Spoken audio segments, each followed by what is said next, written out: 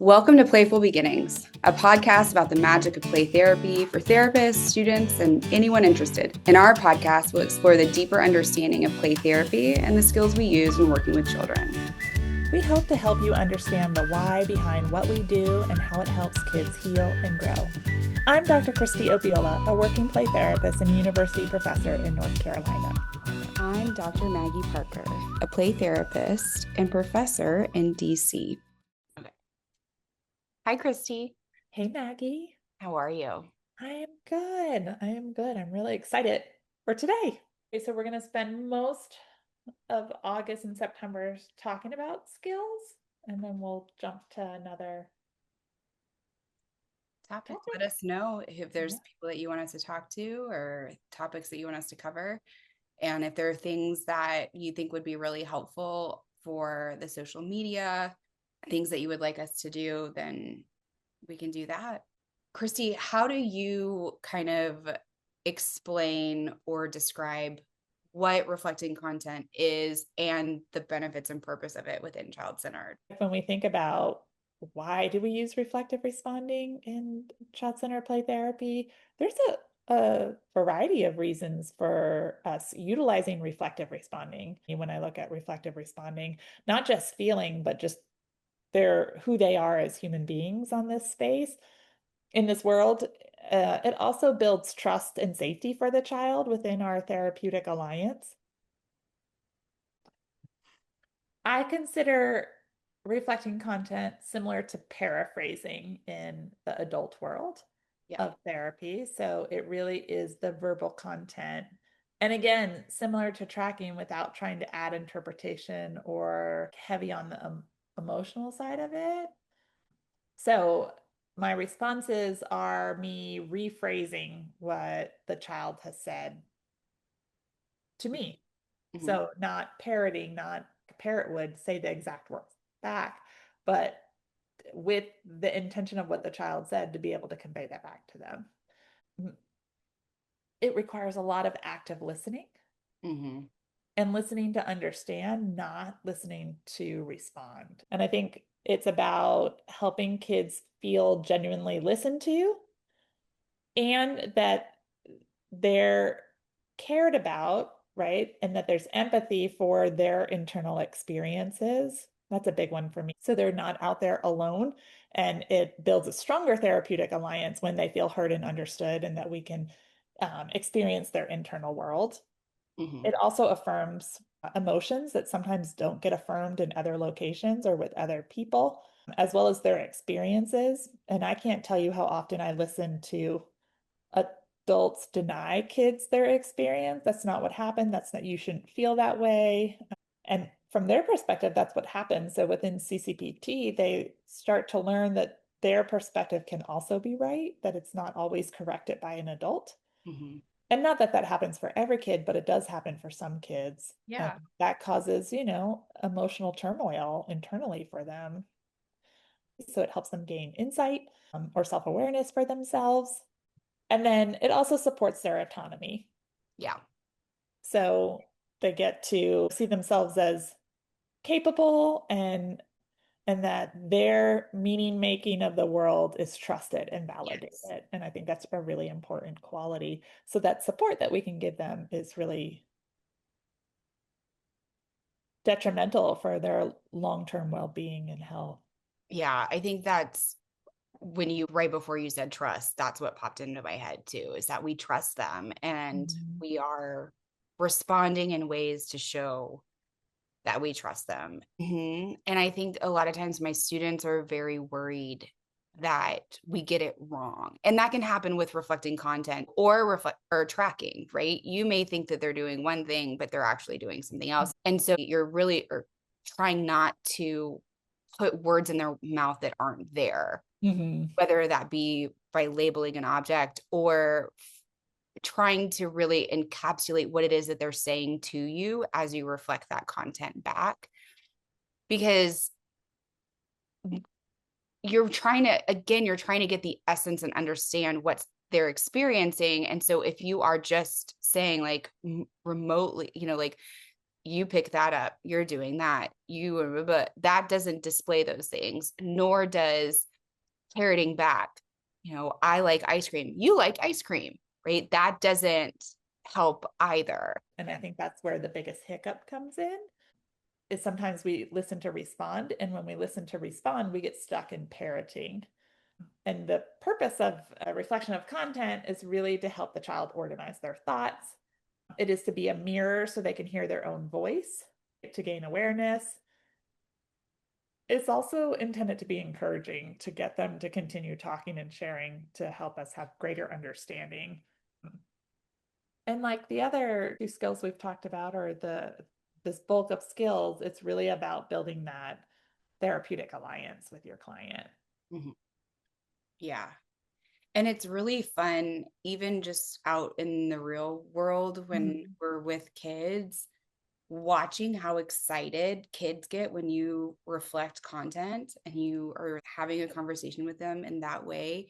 You can really see how excited they get, that they're just like, someone's listening to me. And it's heartbreaking and sweet at the same time. It feels really good that I'm able to do it. Then I'm like, oh, I bet like not everybody does this with kids. Well, I think they also feel respected. Yes. Right? Because we are not listening to correct, we're listening for understanding. I think they then feel more respected as a person. And I think that's really important. And I do, they do feel valued. And I do try to paraphrase in a way that's using some of their words, just not all of their words. So I don't want to change it to make it, which sometimes I know we can do as adults, to make it developmentally way up here where the child is, developmentally here. I need my reflection to match where they are developmentally. And sometimes I can be down here and the kid can be up here, right? But I have to be able to match. I have the capacity to flip. Yeah. The child doesn't always have the capacity to flip. And so really kind of helping them. Yeah. And I think this is true of all of the skills really, but in reflective responses, but is trying to match their tone, whether it's tracking or feeling or reflecting content. Is if I am up here and they're not, that doesn't help them feel understood. That doesn't demonstrate that I am with them and understanding them. And so really trying, I think we kind of alluded to this and I didn't say it eloquently when we were talking about tracking, is that you have to match their pace also. Not that you're so quiet all the time, you're still showing that you care. But if I have a client who is very quiet and is very deliberate and very slow, then I'm also going to be I'm going to match that, right? And you mentioned mirror neuron, and it's so important. You want to start mirroring and matching who they are. And so if they're telling you a story or they're telling you about something that happened and it's really sad, if you go upbeat or positive because that's where you feel safest, then that also is sending a message to the child that maybe what they're sharing isn't okay, or that you don't understand them, or that they shouldn't have felt that way. And so because we want to meet them where they are as opposed to where we are. And I think even too, talking about development, it's about mirroring. It's not about interpreting or placing meaning on something that isn't there, or responding in a way that we wish it would be happier. Or because I think we also have to be recognized as people. We don't like it when people are sad, usually, or mad. And so, but are you responding in a way that it's demonstrating that you understand, or you're responding in a way for what you feel comfortable with? I think that's important to ask yourself. Yes. I agree. And I think, especially when I first started, that was, I think, the harder task to do, is really kind of match where they're at.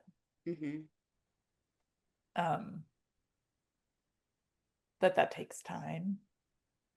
Yeah. I think sometimes when you're first starting, it does feel interpretive. But if you look at the whole scope of everything the child shared with you, it makes sense. It's not interpretive in nature. Right. If you just look at the final statement and then your response, it may feel interpretive. We're not being like, oh, you clearly have a problem with your mother. Like that would feel interpretive. Yeah, or the tone that you give back could make it judgmental. And I think like that's like we can sit here and we could come up with one statement, a reflection, and we could use it with different like inflections and tones, and it would mean something different each time. Yep. Like, I really like your hair is very different than like, oh, I'm really like your hair. Yeah. So it's really about trying to, you're not just naming things as they're happening, you are reflecting what they are expressing. So I think it's important, someone who is not fully engaged, and that's not our goal within child-centered play therapy. It's about like coming in Mhm. and figuring out what you need to do so that you can really be fully engaged with. How is that helping build a relationship? How is that demonstrating that you are in like contact with this child? And I think that goes back to what are our beliefs about the mechanisms of change for children, right? It's the relationship that is the mechanism of change. And as you're talking, that's what I keep hearing in my head is right. It's really like understanding what our big goal intention is within child-centered play therapy. It's not a whole bunch of skills or techniques that we're using.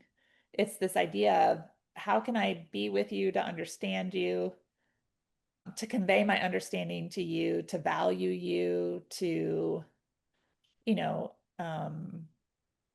connect in a way that doesn't have a lot of judgment so that you feel valued, heard, understood, to master. So if that's something you're still working on, That's okay. it's okay. Mhm. I think Don't there are plenty too of times that frustrate it. yeah, a supervisor was like, you don't seem to be matching. You seem to be Yeah. really happy here. What's going on? I'm like, oh, wow. Yeah. Great, great observation. You caught me. But it's helpful to have those things pointed out because we're human. Well, and we tend to be working so hard initially to utilize these skills and use the right skill that we miss those other more subtle, nuanced part of communication and Mhm. relationships. Yeah. Right. So, having kind of talked about like the purpose and the rationale and what it is, I'm curious, Kristie, how do you see yourself using these skills in session? Or, which is hard to do, right? Because I think we're using them all the time in session. Well, and this is flat out without having someone sitting across from you. They, I would guess for both of us, they come much more naturally now that if someone started to reflect or, a kid Yeah. started to play or guess what? Da, da, da, da, right? That would be much easier for me to respond to than having to make something up out of You want me to be a kid? no. Okay. Do you want me to be a kid for you? But I think because these are our foundational skills, we probably use them the most frequently in the session. Hmm. And I would say I use them in every session. Every Where session. there are other skills that I may not use in the whole session, Right. but tracking, reflection of content, reflection of meaning, those are skills I use every single session. I was thinking of another maybe content responses. I was working with a client and we were about to take a break from therapy because of life for my client. And this client was not thrilled about the idea of taking a break. Um, they love coming to therapy. In fact, they've told me they're going to come for the rest of their life. That I'm going to be in their life forever. Okay. Did they know when I when she started to come see me that I was going to be with her until she's old and I'm old? And I was like, you really love coming here because that's the content, that's the meaning behind all of that, right? That this is an important place for you and our relationship is important to you. And so to convey that to the client instead of correcting it, she's not coming to me forever. there's going to be a time I'm no longer fun and valuable, and she wants to come see me, which is great, Hold on to that job security, Kristie. right? I'm just going to record her. So when she says I no longer want to show up or just stop showing up, I'm going to You be like, hey, promise. hey, we made an agreement on this date this many years ago, right? Mm-hmm. But the content that she's conveying is this is a really important place for this client, right? And that's the conveying of her wording without being parroted. You want to come here forever. That would be a parroted response, right? Instead of saying this place is really valuable and our relationship is really meaningful to you, Mm-hmm. right? And then she gave me a hug. So the tracking would be you wanted to show me how important this was, right? Because then that's what she did with her behavior, right? Here I'm coming at you. I need to Yep. give you a side hug because I was trained in the era that you don't give front hugs to clients. So Side hug. side hug. Mm-hmm. Yeah. Are we Which really? is not something I request or ask for or anything like that. This is, client initiated. Yeah. No, you're not like, oh, you really like it here. Give me a hug. That would feel Right. creepy. Or we have to get you have to hug me every time you leave. Ugh. That's like the aunt or, great uncle Yeah. that just doesn't feel good. We don't want to do those things either. No, no, that's a whole other topic. But Yeah. I think that's what it is. I think it's really hard when because they can be used together and they can be Mhm. used interchangeably and they need to be used, right? You And can't, they need to be used interchangeably. Like you right? don't want to say track, track, track, reflect content. Track, track, track, reflect a feeling. That's just not how therapy goes. Right. Yeah. Okay. And I think you have to practice because it does feel strange. And Mhm. people might say you're talking strangely. A child might say that you're talking strangely. And you reflect that content back. You're not used to people talking to you this way. Yeah. And I Feels think funny to you or it feels different. mhm, this is you think this is strange. Yeah. And I think I'm trying to think I'm like also not, I'm not afraid in my relationship with my clients to share why I talk this way either. It just happened a few weeks ago. I had a mom tell me that the daughter said to the mom, why does Miss Kristie talk so funny? I don't know that I like it. So the mom said something to me and I said something to the client, your mom shared that you feel like you're not sure about the way I talk or it makes you feel a little uncomfortable. And the client was like, I was like, oh, that's not my intention. I don't mean to make you feel uncomfortable. I talk this way because I want you to know that I'm hearing you and I'm trying to understand you and the experiences you've had and the feelings that happen inside. And that's why I talk this way. And she kind of, or the client paused for a few minutes and then responded, oh, then that's okay. And I said, well, if it does start to bother you, just let me know. I can try to talk differently, but it is really the way I talk with everyone. It's not just you. And she was like, oh, okay. And then we just went on and it has not been brought up since. yeah. And I've had that with a few kids, but I think sometimes we are so well, we haven't gotten to some of these skills, but it's almost like we have to return responsibility or like not be transparent with kids. And again, through transparency, I don't want to overburden them or put like what should be my responsibility on them. But I also think in relationship, that's part of being in relationship is helping them understand who you are. And, you know, just like I fully accept them, I hope they fully accept me. Yeah. And if they need me to not do it as frequently, and some kids will tell me to shut up and be quiet and, you know, Okay. seek a sense of control. And I'm like, you're really needing to be in charge of me today. Got it. Mhm. Yeah. And I think like all of those things are ways in which you're responding and demonstrating that you are understanding them and where they're coming from and how each child is going to be like their need will be different. Mm-hmm. And so you have to respond. It can't be just a blanket response that you give to everyone. It has to be tailored to that individual and what's needed and what they're asking of you and what they're needing of you. And it takes, I think that if I'm thinking about people who are just starting off in play therapy. And it's like, okay, but like how and what and why, right? I think we've demonstrated the why. And I think the how that you get there is you practice. Mm-hmm. You just have to practice. And I'm trying to think about like, how do I explain this to my students when we're talking about these skills, right? It's I like, tell them to practice with everyone and to designate time, multiple times a week. And maybe it is with your peer, maybe it's with your roommate, maybe it's with your partner, whoever it is, maybe it's with your dog, but you practice utilizing the skills yeah, because you're not going to grow comfort with them if you don't practice them. have to practice. I think when we talk about tracking, I think it is really important to remind people that you need to be attuned to the child so that you're not overwhelming them or that you are not demonstrating that you're not paying attention, because it's awkward when you feel like someone's just watching you and hovering over you.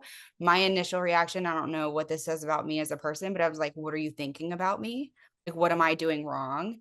And so that I don't want a child to have that experience. And I also don't want to put something on the child that they haven't express themselves. And so that's why I really try and I think that's a tenet of child center. And so I can't say exactly how much, when I review people's tapes and I'm using these skills to provide notes and feedback, okay, here you could have said this. And I try and give multiple ways in which like things they could say, because I think that's important that like have that. But or you might be saying too much. What are you noticing about the child? And I think those are important things to kind of, as you're entering into this space and with these skills, these are the questions that I think are helpful for you to be reflecting on outside of the space is what was that feeling like for you? What was the child's response? What are you noticing in this space as you're doing this? Were there pieces that felt uncomfortable for you? Let's explore those things, right? It's hard. I think you have to trust your intuition a little bit too. And the challenge as a new therapist is, right, you haven't built that therapeutic intuition yet, but like as I'm going to call myself well seasoned, right? That there is this because I can watch a video and be like, gosh, there's a lot of silence, or I'm very overwhelmed. There was never a moment of silence. And so just looking, being able to evaluate both sides of that comes with a little seasoned intuition. And I Mhm. think that's what Maggie's saying of giving yourself a shot of like trying it lots of different ways. The challenge is what I like and what the child likes may be different. Different. So if I like more slow paced, like a not as frequent reflections, but then the child keeps looking at me and giving me cues that they're wondering what I'm thinking or why I'm not responding. Am I still paying attention? Different things like that. That should cue me in that I need to be speaking more frequently. And just like if I overspeak or I give no space for the child and they're feeling very watched, they're going to do things like turn their back, go into the tent, go behind the puppet theater, right? To find quiet spaces to be away from me, um, Mm-hmm. so that they, feel like they've got a sense of freedom and autonomy in the playroom, as it's really uncomfortable for them. So I think those are the things.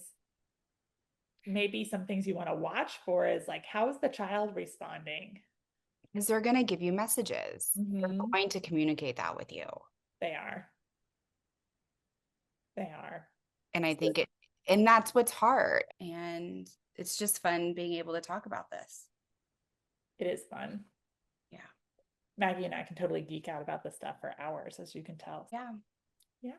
Thanks Thank for you. listening. Come Yeah. back next week so we can jump into our next skill.